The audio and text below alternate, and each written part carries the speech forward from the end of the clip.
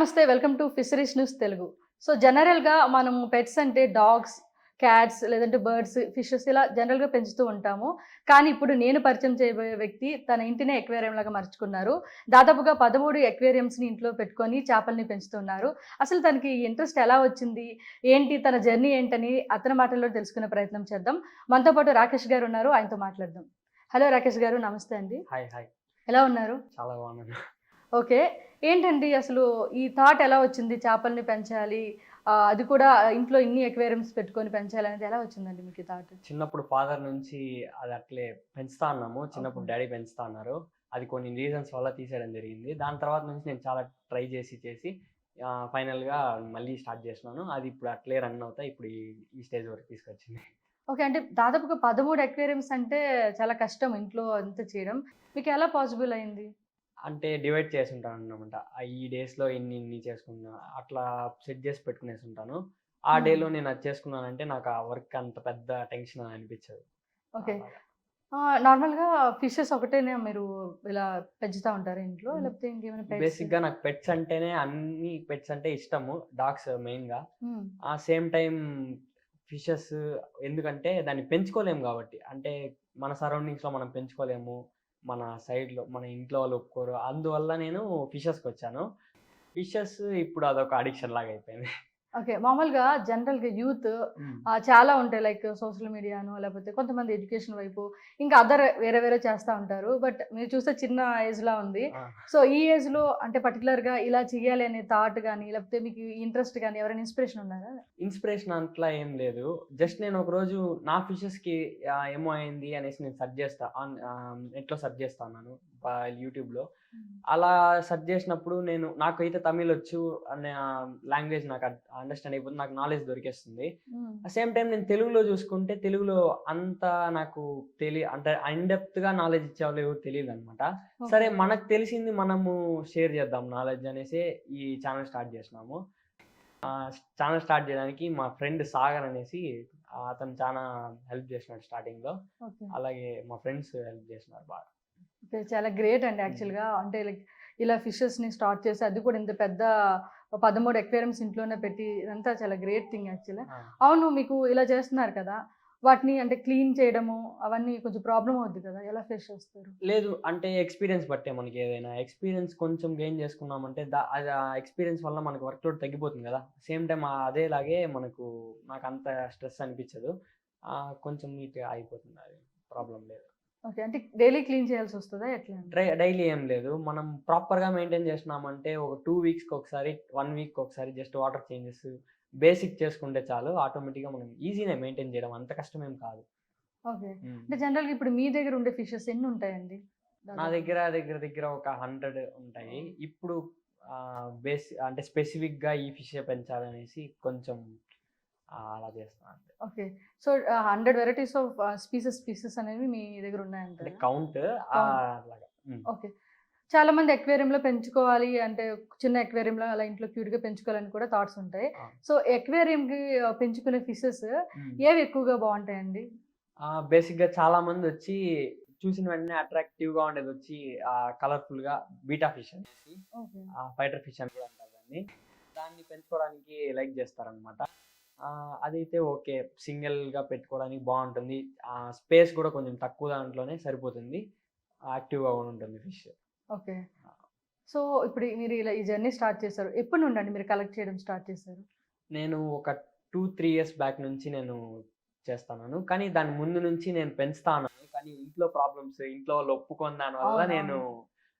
Post తగ్గిచ్చేసి కొంచెం మనం అంటే 18 ఇయర్స్ అట్లా వచ్చిన తర్వాత ఇంట్లో వాళ్ళతో హ్మ్. మాట్లాడేది అలవాటు చేసుకున్న తర్వాత వాళ్ళని కన్విన్స్ చేసి అట్లా ఒక్కొక్కటి స్టార్ట్ చేసినా ఇప్పుడది ఫుల్‌గా అయిపోయింది.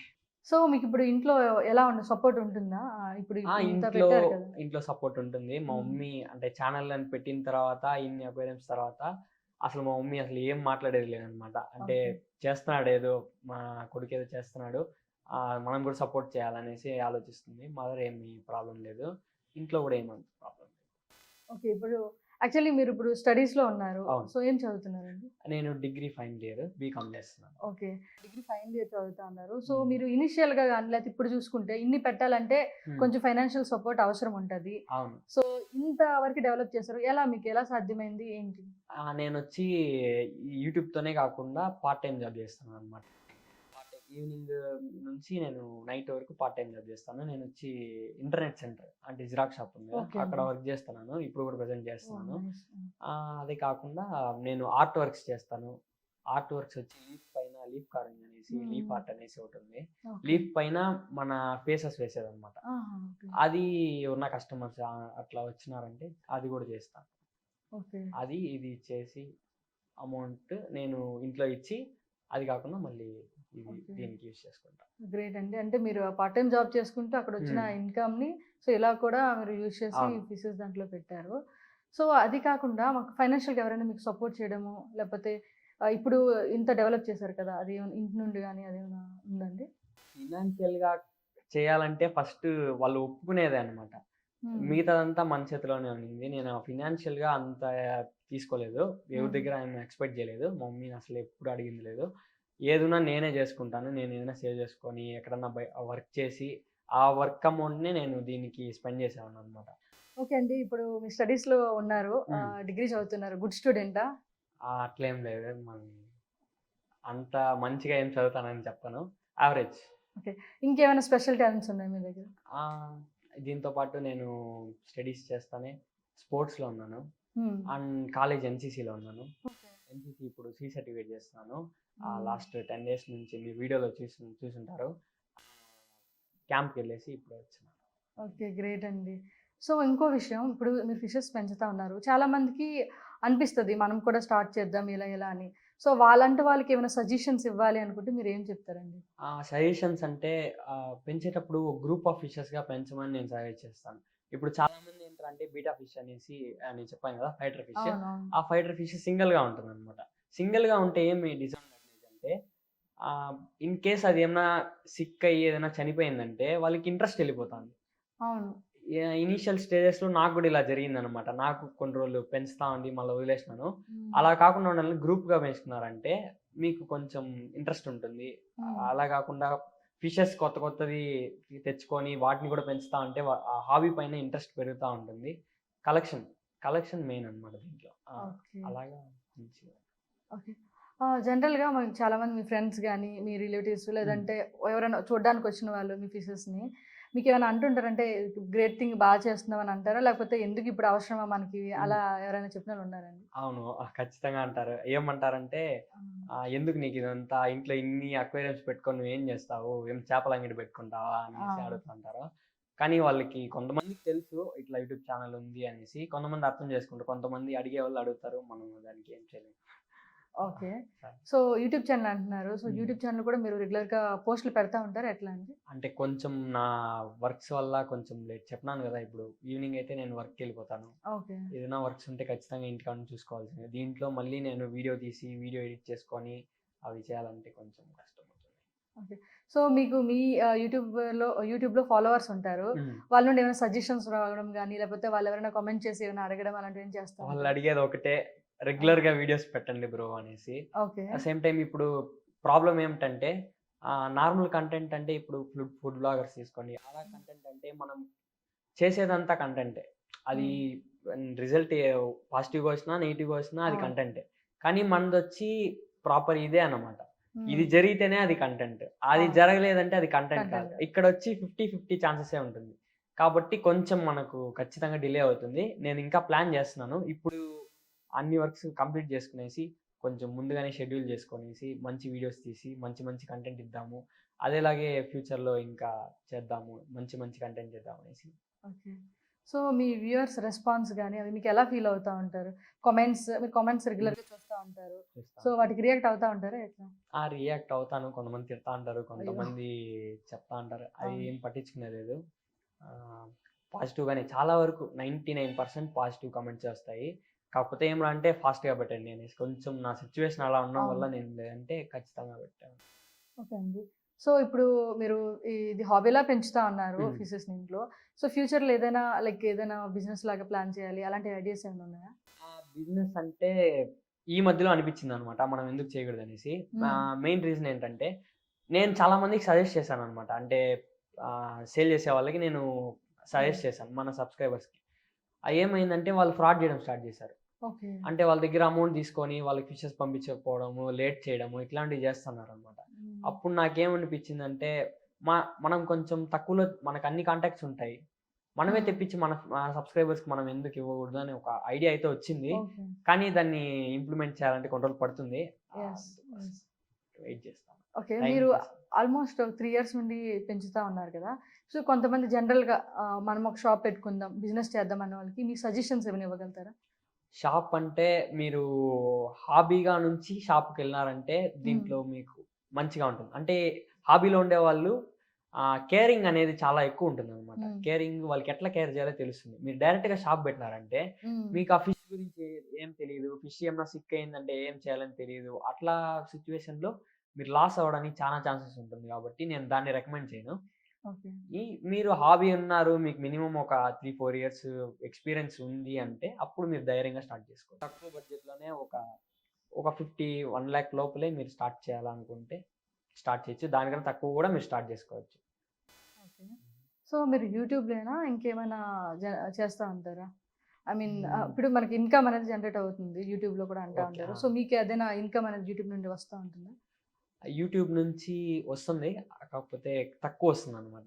ఓకే. చెప్తే నమ్మరు. అంటే ఆహా! ఒక 2,00,000 సబ్‌స్క్రైబర్స్ ఉన్నారు. ఇన్‌స్టాగ్రామ్‌లో 40,000 ఫాలోవర్స్ ఉన్నారు. ఓకే. నీకేం బ్రో మంత్లీ ఎంత 1,00,000 సంపాదిస్తావా? 2,00,000 సంపాదిస్తావా? అంతేం లేదు. మన ఖర్చులకి అక్కడికక్కడికే సరిపోతుంది. మన ఫిషెస్‌కి కొత్త హ్మ్. కంటెంట్‌కి, ఫిషెస్‌ని కొనడానికి వాటిలకే సరిపోతుంది. ఓకే. సో మీరు ఇంకా కంటిన్యూయస్‌గా డిఫరెంట్ వెరైటీ స్పీసెస్ అన్ని కొంటా ఉంటారా? ఖచ్చితంగా. ఆ! ఇంక దీని తర్వాత ఫ్యూచర్‌లో ఆ! నేను ప్లాన్ చేస్తున్నాను. ఓకే. మీరు నా వీడియోస్ చూసుంటారు. అవును. నాకొచ్చి అవును. ప్లేస్ తక్కువనమాట. ఇంట్లో ఫస్ట్ థింగ్ ఏంటంటే ప్లేస్ లేదు. ఆ హ్మ్. ప్లేస్‌ని నేను కొత్తగా ఒక ఫిష్ రూమ్ అనేది ఇప్పుడు సెట్ చేద్దాం అనేసి ప్లాన్‌లో ఉన్నాను.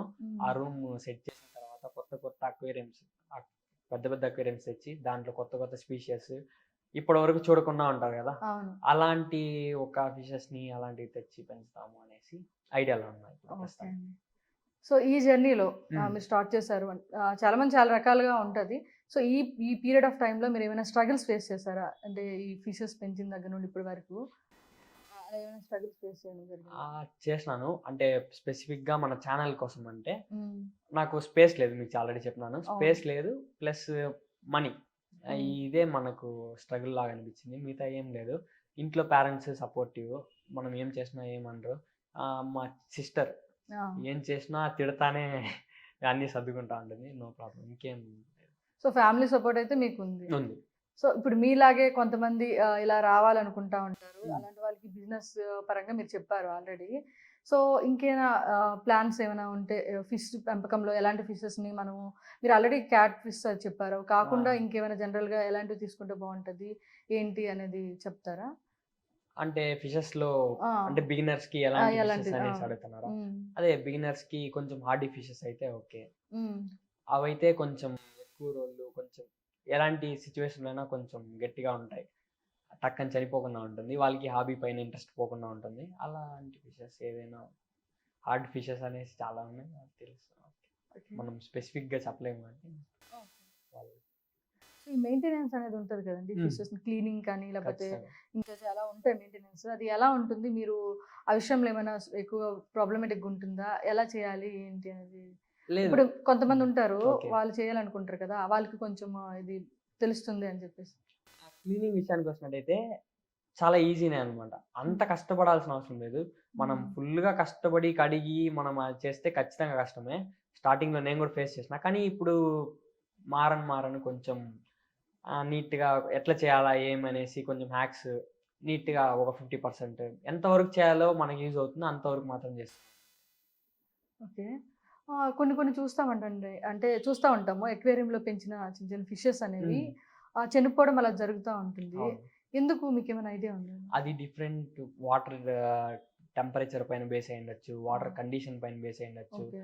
వాటర్‌లో పీహెచ్ అవన్నీ ఉంటాయి. ఓకే. అవన్నీ దాంతోపాటు ఫిష్ ఇమ్యూనిటీ, ఫిష్కి ఏమైనా డిసీజ్ వచ్చిందా, దాన్ని మనం రెగ్యులర్గా కేర్ చేసుకోవాలి, దాన్ని చూసుకోవాలి, అవి కూడా ఉంటుంది. దానిపైన కూడా మనం ఒక్కటని చెప్పలేం. ఈవెన్ నేను మా ఇంట్లో కూడా ఫిషెస్ చనిపోయేటప్పుడు కొన్నిసార్లు నాకే రీజన్ అర్థం కాదు, ఎందుకు చనిపోతుంది ఏమనేసి. అది ఖచ్చితంగా హాబీలో ప్రతి ఒక్కరు ఫేస్ చేసే ప్రాబ్లమే. రీసెర్చ్ చేస్తే వాళ్ళకి వాళ్ళ ప్రాబ్లమ్కి సొల్యూషన్ దొరికే ఛాన్స్ చాలా ఎక్కువ ఉంటుంది. ఎస్. సో ఇంకో విషయం, మామూలుగా మీరు ఇప్పుడు చిన్న లెవెల్లో పెంచుతారు ఇంట్లోనే. చాలామంది ఫిష్ని మామూలుగా పెంచుతూ ఉంటారు బయట, అంటే లైక్ సేలింగ్ కోసం అని. అవునవును. అవి ఎప్పుడైనా చూసారా? మీకు దాని మీద ఏమైనా ఐడియా ఉందండి? దానిపైన అంత ఇంట్రెస్ట్ లేదు, మ్మ్. కానీ నేను అలా దానికోసం అనేసి చెక్ చేద్దాం మన ఇండియన్ నేటివ్ ఫిషెస్ ఎలా ఉంటాయి అనేసి ఎస్. నెక్స్ట్ సపరేట్గా సిరీస్ చేద్దాము, అంటే దాని గురించి వీడియోస్ చేద్దాం అనేసి వాటిని పెంచి చూద్దాం, వాటి గ్రోత్ ఎలా ఉంది, వాటి గురించి కూడా తెలుసుకుందాం అనేసి ఒక ఫిష్ని అయితే తెచ్చి పెంచుతాను. అది చాలా ఫేమస్ ఇప్పుడు, చింటూ అంటే తెలుసు చాలా మందికి. సో ఈ మొత్తం జర్నీలో మీకు స్ట్రాంగ్ సపోర్ట్ వీళ్ళు ఉన్నారు అని మీకు ఎవరైనా అలా పర్సన్ ఎవరైనా ఉన్నారా? మెయిన్గా వచ్చి ఫ్రెండ్స్, మా Yes. మదర్, సిస్టర్, మా Okay. మామ, సో ఫ్యామిలీ బ్యాక్గ్రౌండ్ అంతా వాళ్ళంతా సపోర్ట్ చేస్తూ అలా. వాళ్ళు పక్కాగా నాకు సపోర్ట్ చేస్తారు, నో ప్రాబ్లం వాళ్ళతో. ఓకే. సో మీ జర్నీ చూసుకుంటే ఇంత చిన్న వయసులో ఇదే కాకుండా స్పోర్ట్స్లో కూడా మీరు చెప్పారు ఆల్రెడీ. ఏ స్పోర్ట్స్ ఆడతారండి మీరు? నేను రెజ్లింగ్ ఆడతాను. స్పోర్ట్స్ అండ్ ఏదో ఆర్ట్ అన్నారు. అంటే అది ఆ బ్రదర్ నుంచి చూసినాను, దాన్ని నేనే ఇంప్లిమెంట్ చేసి కొంచెం అట్లా అట్లా ట్రై చేసి దాన్ని ఆ లీఫ్ పైన ఫేసెస్ తీసుకొచ్చేది అలాగే చేసి ఇప్పుడు చేస్తాను. ఇప్పుడు కొంచెం చేస్తా, అట్లా వెళ్తాను. ఓకే రాకేష్ గారు, మీరు ఏదైతే అనుకున్నారో అవన్నీ ఇంకా ఫుల్ఫిల్ చేయాలని, మీరు ఇంకా సక్సెస్ అవ్వాలని, మీరు అనుకున్న ఏదైతే బిజినెస్ ప్లాన్స్ ఉన్నాయో వాటిని ఇంకొంచెం ముందరికి వెళ్ళాలని మనస్ఫూర్తిగా కోరుకుంటున్నానండి. అంతేకాకుండా ఎవరైతే మీ సబ్స్క్రైబర్స్ కానీ లేదంటే పెట్ లవర్స్ ఫిషెస్ పెంచాలనుకున్న వారికి మరికొన్ని ఇన్ఫర్మేటివ్ వీడియోస్ మీ త్రూ ఇవ్వాలని మనస్ఫూర్తిగా కోరుకుంటున్నాను. థ్యాంక్ యూ అండి. సో చూశారు కదా, రాకేష్ గారు ఇంత చిన్న వయసులోనే ఈ ఫిషెస్ మీద ఇంట్రెస్ట్తో పెంచాలని ఒక ఇంట్రెస్ట్తో తన ఇంట్లోనే 13 ఎక్వేరియంస్ని పెట్టుకొని ఫిషెస్ని పెంచుతూ ఉన్నారు. సో ఒక టైప్ ఆఫ్ జనరేషన్, ఇప్పుడున్న యూత్కి ఇన్స్పిరేషన్ అని కూడా చెప్పొచ్చు. సో ఇలాంటి మరిన్ని వీడియోస్ కోసం ఫిషరీస్ తెలుగు న్యూస్ ఛానల్ని ఫాలో అవ్వండి.